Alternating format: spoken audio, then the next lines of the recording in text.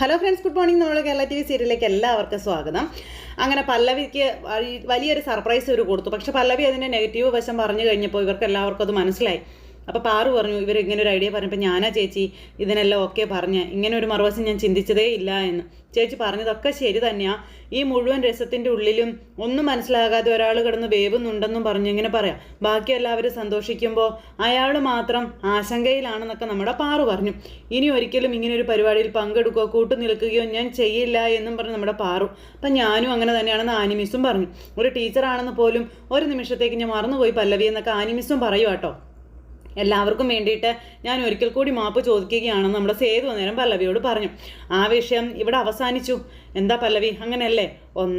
കേക്കൊന്ന് cut ചെയ്തിരുന്നെങ്കിലേ ഞങ്ങൾ ഒന്ന് cut ചെയ്യാവോ എന്ന് ചോദിച്ചിട്ട് പല്ലവിയോട് ഇങ്ങനെ ചോദിക്കുക സേതു. അതിനെന്താ, കട്ട് ചെയ്യാലോ എന്ന് പറഞ്ഞു. അങ്ങനെ പല്ലവി കേക്ക് കട്ട് ചെയ്തു. അങ്ങനെ ആ ഒരു ദേഷ്യത്തിനൊടുവിൽ പല്ലവി എല്ലാവർക്കും കേക്കൊക്കെ കട്ട് ചെയ്ത് കൊടുത്തു. എല്ലാവരും വളരെ സന്തോഷമായിട്ട് സെലിബ്രേറ്റ് ചെയ്തു. അതിനുശേഷം ഇവർ ഭക്ഷണവും കഴിക്കുക എല്ലാവരും കൂടിയിരുന്ന്. ഈ സമയത്ത് പല്ലവി എല്ലാവരോടുമായിട്ട് പറയണം, ഇന്നത്തെ ദിവസം ഞാൻ ഒരിക്കലും മറക്കില്ല എന്ന്. അതിന് 2 കാരണങ്ങളാണ് ഉള്ളത്. ഒന്ന് ഇതുപോലൊരു പിറന്നാളാഘോഷം മുൻപൊരിക്കലും എൻ്റെ ജീവിതത്തിൽ ഉണ്ടായിട്ടില്ല. രണ്ടാമത്തേത് ആദ്യമായിട്ടാണ് അച്ഛനും അമ്മയും അടുത്തില്ലാതെ ഞാനൊരു പിറന്നാൾ ആഘോഷിക്കുന്നത് എന്ന കാര്യം പല്ലവി ഇങ്ങനെ പറയണു. രാവിലെ മുതൽ മനസ്സിലൊരു വിങ്ങലായിരുന്നു. സാധാരണ ആശംസ അറിയിക്കാൻ വിളിക്കുന്നവർ പോലും ഇന്നെന്നെ വിളിച്ചില്ല. അതെന്തുകൊണ്ടാണെന്ന് ഞാൻ ആലോചിച്ചു. പാറു പോലും എന്നെ മറന്നു പോയല്ലോ എന്ന് വിഷമിച്ചിരിക്കുന്ന സമയത്താണ് ഇങ്ങനെ ഒട്ടും പ്രതീക്ഷിക്കാത്തൊരാഘോഷം നിങ്ങളെല്ലാവരും കൂടെ ചേർന്ന് എനിക്ക് തന്നത് എന്നിങ്ങനെ നമ്മുടെ പല്ലവി പറയണു. അപ്പോൾ ഇതൊക്കെ കേട്ട് പാറു ഇങ്ങനെ വിഷമിച്ചിരിക്കാട്ടോ. അതിന് എങ്ങനെ നന്ദി പറയണമെന്ന് എനിക്ക് അറിയില്ല എന്നൊക്കെ പറഞ്ഞു. അപ്പം മുഴുവൻ ക്രെഡിറ്റും ഈ സേതുവേട്ടനുള്ളതാണ് നമ്മുടെ ഹരി എന്നേരം പറഞ്ഞു. ഇത് മുഴുവനും സെറ്റാക്കിയതേ ഈ സേതുവേട്ടൻ ഒരാളാ എന്നും പറഞ്ഞിങ്ങനെ പറഞ്ഞു. അതൊക്കെ കേട്ടപ്പോൾ സേതു ഇങ്ങനെ ബർത്ത്ഡേ ആണെന്ന് അറിഞ്ഞപ്പോഴേ നമ്മൾ പരിചയപ്പെട്ടതിന് ശേഷമുള്ള ആദ്യത്തെ പിറന്നാളാണല്ലോ, അതൊരിക്കലും മറക്കാൻ പറ്റാത്തതൊന്നാവണമെന്ന് എനിക്ക് നിർബന്ധം ഉണ്ടായിരുന്നു. അതുകൊണ്ടാണ് ഞാനിങ്ങനെയൊക്കെ ചെയ്തത് പല്ലവി നമ്മുടെ സേതു ഇങ്ങനെ പറഞ്ഞു. അത് കഴിഞ്ഞ് ഇവരെല്ലാവരും കൂടി ഇങ്ങനെ വർത്താനമൊക്കെ പറഞ്ഞ് ഇന്ന് ഭക്ഷണം കഴിക്കാം. അപ്പോൾ അങ്ങനെ സേതുവേട്ടനൊന്ന് പിടിച്ചാലേ ആ പിടുത്തം പിന്നെ വിടില്ല കേട്ടോ എന്ന് ഹരി പറയാം. ഈ പിടിച്ച ആള് എല്ലാ വർഷവും ഒരു മുണ്ടും ഷർട്ടും എൻ്റെ പിറന്നാളിന് എനിക്ക് വാങ്ങിച്ച് തരും എന്ന് പറഞ്ഞ് അത് ഉടുത്തോണ്ടാണ് ഞാൻ ആ ദിവസം മുഴുവൻ ചിലവഴിക്കാറെന്നൊക്കെ നമ്മുടെ ഹരി സേതുവിനെ പറ്റി പറഞ്ഞപ്പോൾ ഇതിനൊക്കെ നമുക്ക് പകരം ചോദിക്കണം ശ്രീഹരി. സേതുവേട്ടൻ്റെ ബർത്ത്ഡേ ഒന്ന് വന്നോട്ടെ, ഗംഭീരമായിട്ട് നമുക്ക് ആഘോഷിക്കണമെന്ന് പറഞ്ഞു പല്ലവി. നമ്മൾ സേതു ഇരിക്കാം. ഒരിക്കലും മറക്കാൻ പറ്റാത്തൊരാഘോഷം ഞങ്ങൾ വിചാരിച്ചാലും സംഘടിപ്പിക്കാനൊക്കെ പറ്റും കേട്ടോ മാഷേ, നമ്മുടെ പല്ലവി അന്നേരം സേതുവിനോട് പറയാം. ആനിമിസിൻ്റെ വീട്ടിൽ ആരൊക്കെ ഉണ്ടെന്ന് മിത്തുവേട്ടൻ ചോദിച്ചു. അപ്പോൾ ആനി ഇങ്ങനെ സങ്കടത്തോടെ ഇങ്ങനെ മിത്തുവേട്ടൻ ഇങ്ങനെ നോക്കി. അപ്പോൾ എന്താ ഒന്നും മിണ്ടാത്തേ എന്ന് ചോദിച്ചപ്പോൾ ഒന്നും മിണ്ടിയില്ല പുള്ളിക്കാരി. പെട്ടെന്ന് മിത്തുവേട്ടനും ആകതായി. എല്ലാവർക്കും അല്ലാതെ ഒരു വിഷമം. ഈ സമയത്ത് കണ്ണു നിറഞ്ഞല്ലോ. എന്തു പറ്റി മിസ്സേ എന്ന് ചോദിച്ചു നമ്മുടെ സേതു. അപ്പോൾ ഒന്നുമില്ല, എരിവ് കൂടിയതിൻ്റെ ആണെന്ന് ആനി അന്നേരം പറഞ്ഞു. എരിവ് കൂടിയത് ഭക്ഷണത്തിനാണോ അതോ ജീവിതത്തിനാണോ എന്ന് ആനി മിസ് സേതു ആനി മിസ്സിനോട് ചോദിച്ചു. അപ്പോൾ രണ്ടിലും അതങ്ങനെയാണെന്ന് ആനി മിസ് പറയാം. അപ്പോൾ പല്ലവി ഇങ്ങനെ സങ്കടത്തോടെ മിസ്സിനെ നോക്കിക്കൊണ്ടിരിക്കുക കേട്ടോ. അങ്ങനെ നമ്മുടെ മിസ്സ് ഭക്ഷണം കഴിക്കാതെ അവിടെ നിന്ന് എഴുന്നേറ്റ് അങ്ങോട്ടേക്ക് പോയി.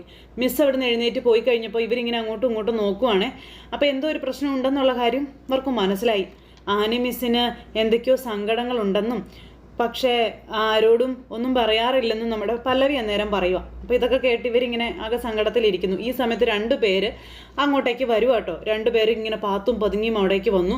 അവിടേക്ക് വന്നിട്ട് ഇന്ദ്രനെ ഫോൺ വിളിക്കുക. അവരിവിടെ ഉണ്ട്, വേഗം ഇങ്ങോട്ട് വരാനൊക്കെ പറഞ്ഞ് ഇന്നും ഇവിടെ എന്തെങ്കിലുമൊക്കെ നടക്കുമെന്ന് പറഞ്ഞു ഇവന്മാർ ഫോണും കട്ട് ചെയ്തിട്ട് ഇങ്ങനെ അവിടെ നിൽക്കുക.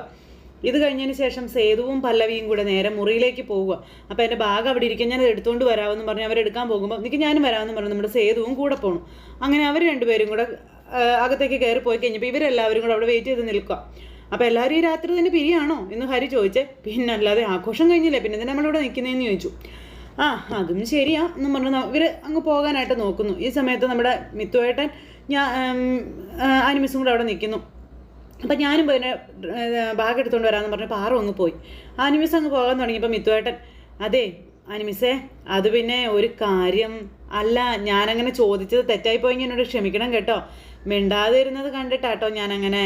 അപ്പം അതൊന്നും സാരമില്ലെന്നേ, എനിക്ക് മനസ്സിലാകും എന്ന് ആനിമിസ് പറഞ്ഞു. എന്നിട്ടും ആനിമിസ് അങ്ങ് പോയി. മിത്തുവേട്ടൻ ഇങ്ങനെ ആനിമിസിനെ തന്നെ നോക്കിക്കൊണ്ട് ഇങ്ങനെ നിൽക്കുക കേട്ടോ. അപ്പോൾ അങ്ങനെ നമ്മുടെ പല്ലവിയും സേതുവും കൂടി ആ മുറിയിലേക്ക് ചെന്നു. ആ മുറിയിൽ ഇതൊക്കെ കണ്ടപ്പോൾ ഭയങ്കര സന്തോഷം നമ്മുടെ പല്ലവിക്ക്.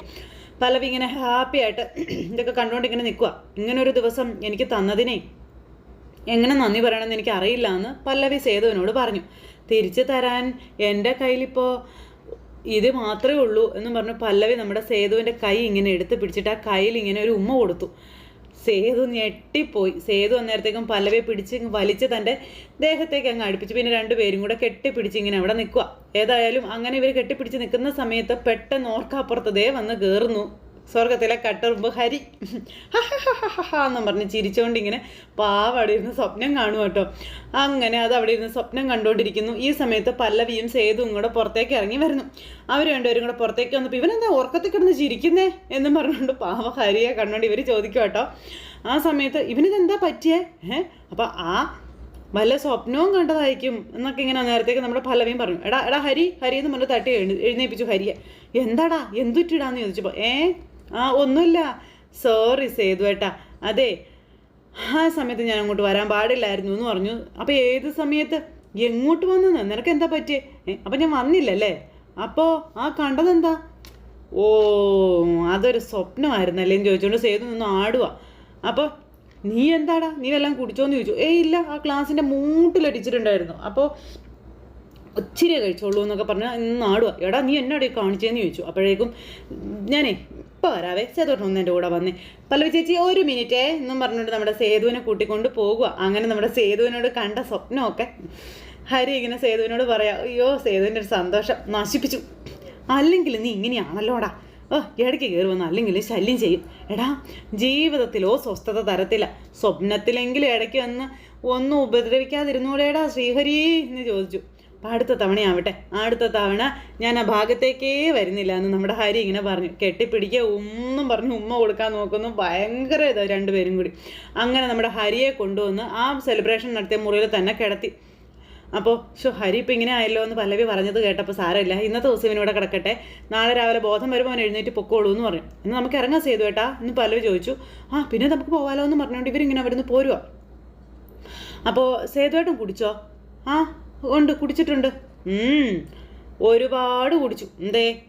പക്ഷേ കുടിച്ചത് മൊത്തമേ പച്ചവെള്ളമാണെന്ന് മാത്രം. അപ്പോൾ പല്ലവി ചിരിക്കുക.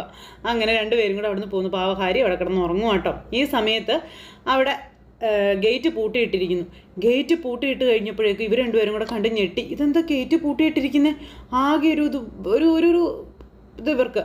ഈ പുള്ളി ഇത് പൂട്ടിയിട്ട് പോയല്ലോ, ഗേറ്റ് പൂട്ടിയല്ലോ, ഇനിയിപ്പോൾ നമ്മൾ എന്ത് ചെയ്തു കേട്ടാന്ന് പല്ലവി ചോദിക്കുമ്പോൾ ഇനിയിപ്പോൾ എന്താ ചെയ്യുക എന്ന് പറഞ്ഞുകൊണ്ട് സേതു എന്നിട്ട് ആ ചേട്ടനെ തപ്പി പോവുക. ആ ചേട്ടനെ ഫോണിൽ വിളിച്ചു. ആ ചേട്ടനെ ഫോണിൽ വിളിച്ചു കഴിഞ്ഞപ്പം അതേ ചേട്ടൻ എന്തിനാ ഫോൺ പൂട്ടിയിട്ട് പോയിക്കുന്നേ? ഗേറ്റ് എന്തിനാ പൂട്ടിയത്? കാർ എടുക്കണമല്ലോ, ഞാൻ എന്താ ചെയ്യണ്ടേ എന്ന് ചോദിച്ചു. അത് കേട്ടപ്പോൾ ഓക്കെ ശരി ഓക്കെ എന്നും പറഞ്ഞു ഫോൺ അങ്ങ് കട്ട് ചെയ്തു. അത് കഴിഞ്ഞപ്പോൾ പല്ലവി ആണെങ്കിൽ ഇങ്ങനെ വിഷമിച്ച് നിൽക്കുക. നമുക്ക് എങ്ങനെയെങ്കിലും പോകാം, നടന്നെങ്കിലും പോകാൻ സേതു കേട്ടാന്ന് ചോദിച്ചു ഈ പല്ലവിയെ. എങ്കിലും നമ്മൾ പുറത്ത് കിടക്കണ്ടേ, അല്ലാണ്ട് എങ്ങനെ പോകും? അപ്പോൾ അതെങ്ങനെയെങ്കിലും നമുക്ക് ഇവിടെ നിന്ന് ചാടാം, ആദ്യം ക്യാബ് കിട്ടുമെന്ന് നോക്കട്ടെ എന്ന് പറഞ്ഞുകൊണ്ട് ഞാൻ നോക്കട്ടെ എന്ന് പറഞ്ഞുകൊണ്ട് വിളിക്കുക. എന്നിട്ട് പിന്നെ അവരവിടെ ഫോൺ വിളിച്ചുകൊണ്ടിരിക്കുന്നു, പക്ഷേ കിട്ടുന്നില്ല. അങ്ങനെ ഇവർ തമ്മിൽ അങ്ങോട്ടും ഇങ്ങോട്ടും ഇതിനെപ്പറ്റി പറഞ്ഞുകൊണ്ട് അങ്ങനെ ഇരിക്കുന്നു. പല്ലവിക്കാണെന്നുണ്ടെങ്കിൽ ആകെ ടെൻഷനായി. അപ്പോൾ ഈ ചേട്ടൻ അങ്ങോട്ടേക്ക് വന്നു. അപ്പോൾ ഈ ചേട്ടൻ വന്നിട്ട് ഇവരോട് ചോദിച്ചു, നിങ്ങൾ എന്താ ഇവിടെ നിൽക്കണേന്ന്? അത് കൊള്ളാം, എന്ത് ചോദ്യം ഇതിങ്ങനെ കാണിച്ചിട്ടിട്ട് എന്തിനാ ഇവിടെ നിൽക്കണമെന്നോ? ഞങ്ങളെങ്ങനെ പോകുമെന്ന് ചോദിച്ചു. ഇന്ന് പോകണമെന്ന് നിർബന്ധമാണോ? പിന്നെ ഇന്ന് പോകണ്ടേ എന്ന് സേതുവേട്ടൻ ചോദിക്കുക. ഇനിയിപ്പോൾ ഇന്ന് പോകണമെന്ന് നിങ്ങൾക്ക് നിർബന്ധമാണെങ്കിൽ ഇത് മാത്രമേ വഴിയുള്ളൂ എന്ന് പറഞ്ഞാൽ സൈക്കിൾ അങ്ങ് കാണിച്ചു കൊടുക്കുക. സൈക്കിളിലോ? അപ്പോൾ എന്താ കുഴപ്പം? രണ്ടു പേർക്കും ഇതിൽ സുഖമായിട്ട് പോകത്തില്ലേന്ന് അദ്ദേഹം ചോദിക്കുക. ഏതെങ്കിലും ഓട്ടോ സ്റ്റാൻഡിലോ ടാക്സി സ്റ്റാൻഡിലോ എത്തുമ്പോൾ ഇതവിടെ ലോക്ക് ചെയ്ത് വെച്ചിട്ട് ബാക്കി ദൂരം വണ്ടി പിടിച്ച് പോകത്തില്ലേന്ന് ചോദിച്ചു. അയ്യോ അല്ല, എന്തു പറയുന്നു പല്ലവി? ചവിട്ടാൻ ചെയ്തുകൊണ്ട് പറ്റുമെന്ന് പല്ലവി ചോദിച്ചപ്പം പറ്റുമെന്നോ? ഞാൻ വലിയ ആളല്ലേ എന്നൊക്കെ ചോദിച്ച് സേതു. അതെ, ഈ കാറൊക്കെ വരുന്നതിന് മുൻപേ ഒരു സൈക്കിൾ യജ്ഞക്കാരനായിരുന്നു ഞാൻ എന്നൊക്കെ നമ്മുടെ സേതു പറയാം. 24 മണിക്കൂറും സൈക്കിളിലായിരുന്നു ജീവിതം, അറിയാവോ എന്ന് ചോദിച്ചു. അങ്ങനെ പല്ലവിയും സേതുവും കൂടെ സൈക്കിൾ ഓടിച്ച് അവിടുന്ന് പോകാനായിട്ട് തുടങ്ങുന്നു. അപ്പം നിങ്ങൾ വാ, ഞാൻ കൊണ്ടാക്കാം എന്ന് പറഞ്ഞുകൊണ്ട് അദ്ദേഹം ഇങ്ങനെ വഴിയൊക്കെ കാണിച്ചു കൊടുക്കും ഇവർക്ക്. അങ്ങനെ ഇടയ്ക്കുള്ളൊരു വഴി തുറന്നു കാണിച്ചു കൊടുത്തു. അപ്പോൾ അങ്ങനെ ആ ഒരു ഇതെല്ലാം പറഞ്ഞു കഴിഞ്ഞപ്പോഴേക്കും നമ്മുടെ ഹരിയുടെ കാര്യം പറഞ്ഞു. ശരി ആയിക്കോട്ടെ, വെളുപ്പിന് 5 മണിക്ക് ഒരു ജലധാര തന്നെ നടത്തി ഞാൻ അവനെ പറഞ്ഞു വിട്ടോളാം എന്നീ ചേട്ടൻ പറയുവാണേ. അങ്ങനെ അതായത് സേതുവിനെയും പല്ലവിയെയും അദ്ദേഹം അവിടുന്ന് പറഞ്ഞു വിട്ടു. പല്ലവി സേതുവിൻ്റെ കൂടെ സൈക്കിളിൽ കയറിയിരിക്കാൻ ഇരിക്കാൻ ഇങ്ങനെ ഒരു മടി കാണിച്ച് നിൽക്കുമ്പോഴേക്കും വാ വന്ന് കയറെന്നും പറഞ്ഞുകൊണ്ട് ഇങ്ങനെ പിടിച്ച് കയറ്റുക. പിടിച്ചിരുന്നോണം കേട്ടോ എന്ന് പറഞ്ഞു സേതു. അങ്ങനെ അവർ രണ്ടുപേരും കൂടെ സൈക്കിളിൽ അങ്ങ് പോകണു. സൈക്കിൾ ചവിട്ടി ഇവരങ്ങ് പോകുന്ന സമയത്താണ് നമ്മുടെ സേതു അങ്ങോട്ടേക്ക് വരുന്നത്. ഇന്ദ്രൻ അങ്ങോട്ടേക്ക് വരുന്നത്. ഇന്ദ്രൻ വന്നപ്പോൾ കൂട്ടുകാരോട് ചോദിച്ചു അവരെന്ത് ചെയ്യുന്നു. അവർ സൈക്കിളിൽ പോയെന്ന് പറഞ്ഞു.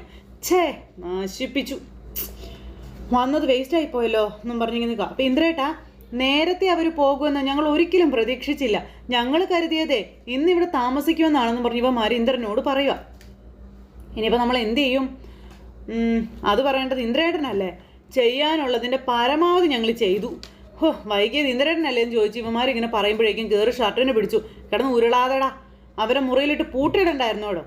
അത് ചെയ്യാതിരുന്ന ഞാനാണോ? നിങ്ങളല്ലേടാ എന്ന് ചോദിച്ചുകൊണ്ട് ദേഷ്യപ്പെടുക. കഴിവില്ലാത്തവന്മാർ എന്നിട്ട് എന്നെ കുറ്റപ്പെടുത്തുന്നു. അപ്പോൾ ഇന്ദ്രേട്ടൻ വിട്, നിങ്ങളെ സഹായിച്ചതാണോ ഞങ്ങൾ ഇത് തെറ്റ്? കൊള്ളാവല്ലോ എന്ന് പറഞ്ഞു ഇവന്മാരിങ്ങനെ പറയാം. സോറി എന്നും പറഞ്ഞുകൊണ്ട് എന്നിട്ട് ഇവന്മാരെ നൈസായിട്ട് അങ്ങ് സെറ്റിൽ ചെയ്യുവാണ് ഈ പറയണം നമ്മുടെ ഇന്ദ്രൻ.